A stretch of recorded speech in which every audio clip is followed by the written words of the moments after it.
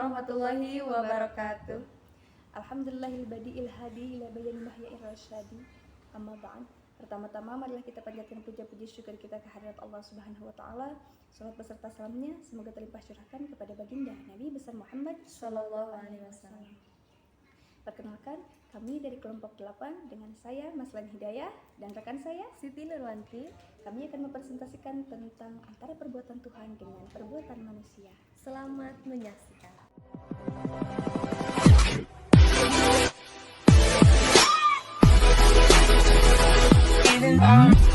Saya mau nanya, apa sih perbedaan antara perbuatan Tuhan dengan perbuatan manusia itu seperti apa sih, Teh?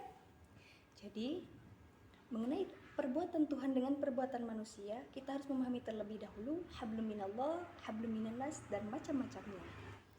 Hablum minallah dan hablum minannas, kedua istilah ini tercantum dalam Al-Quran surah Ali Imran ayat 112. Bismillahirrahmanirrahim. Duribat alaihimul dhillatu aynama tuqifu illa bihablim minallah wa hablim minannas.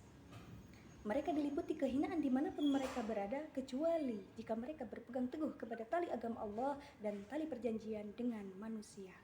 Hablum minallah menurut bahasa adalah hubungan dengan Allah, dan menurut syariah, sebagaimana dijelaskan dalam tafsir Al-Tabari, Al-Baghawi, dan tafsir Ibnu Katsir, adalah perjanjian dengan Allah, seperti sholat, puasa.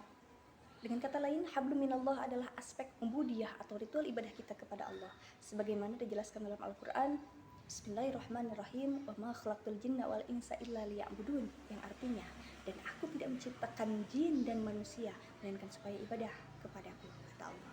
Hablum minannas menurut bahasa adalah hubungan dengan sesama manusia, dan menurut syariah adalah interaksi dengan sesama manusia. Contohnya seperti toleransi, tolong menolong. Contohnya seperti ini. Ceritanya adalah di perumahan yang saya tinggali kemarin terjadi longsor jam 2 malam. Dan kebetulan saya adalah istri dari ketua RW di sini.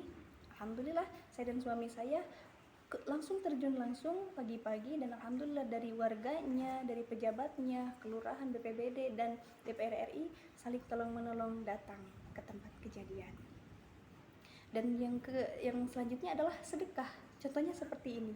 Alhamdulillah di perumahan yang saya tinggali sudah merutinkan sedekah Jumat Berkah, dan alhamdulillah saya pun terjun langsung di dalamnya.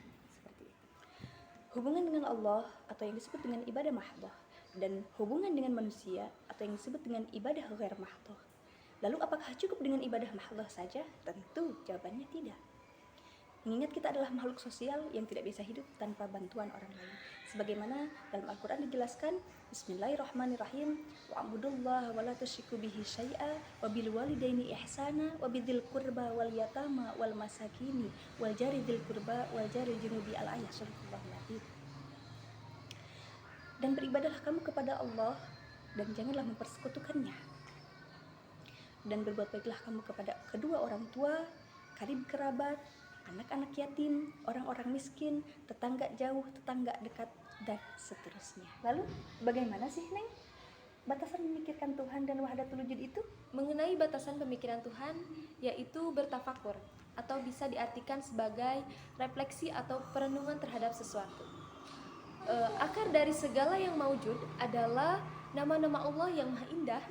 Karenanya, tafakur berkaitan dengan nama-nama Allah, bukan dengan zat Allah. Sebagaimana Nabi bersabda, tafakkaru fi khalqillah wala tafakkaru fi zatillah. Bertafakurlah kalian akan ciptaan Allah dan janganlah kalian berpikir tentang zat Allah. Hadis riwayat Tabrani. Yang selanjutnya adalah mengenai wahdatul wujud. Wahdatul wujud adalah suatu faham yang menyatakan bahwa hanya satu wujud yang hakiki, yaitu wujud Allah Subhanahu wa taala. Dan segala sesuatu yang tampak dari indera kita itu hayalan, karena kita sebagai manusia memiliki keterbatasan akal. Allah adalah wujud yang abadi. Jadi, wahdatul wujud itu terdiri dari wujud dan maujud, seperti itu. Mungkin itu saja yang dapat kami sampaikan, kurang lebihnya kami mohon maaf. Wassalamualaikum warahmatullahi wabarakatuh.